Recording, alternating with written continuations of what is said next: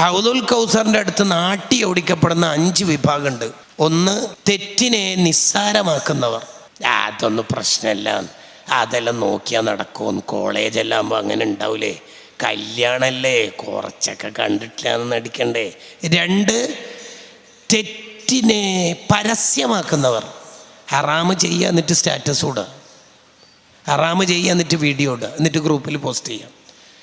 3, സ്ഥിരം തെറ്റ് ചെയ്യുന്നവർ. എല്ലാ രാത്രിയും ലാസ്റ്റ് സീൻ ടുഡേ 12:54. 4, മുർത്തദ്, എക്സ് മുസ്ലിം. 5, ബിദ്അത്തുകാർ. ഈ 5 എണ്ണത്തിന് ആട്ടി ഓടിക്കും.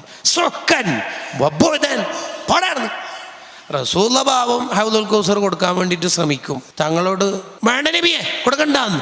തങ്ങൾക്ക് ശേഷം അവർ ചെയ്ത വൃത്തികേട് തങ്ങൾക്ക് അറിയായിട്ടാണ് അങ്ങനെ പറയാത്ത. ഒരു സംശയം ഉണ്ടാവും അവിടെ. തൊറലുഅലയ്യാമാലും ഉമ്മത്തി എന്നല്ലേ, എൻ്റെ ഉമ്മത്തിൻ്റെ എല്ലാം ഞാൻ കാണുമെന്നല്ലേ. ഈ ഫാസിഖീങ്ങളുടെ തെറ്റൊന്നും തങ്ങളാകുന്ന ഷറഫാക്കപ്പെട്ട കണ്ണിന് കാണിച്ചു കൊടുത്തിട്ട് തങ്ങൾക്ക് വിഷമാക്കൂല. അതതിൻ്റെ തഹ്ഖീഖ്.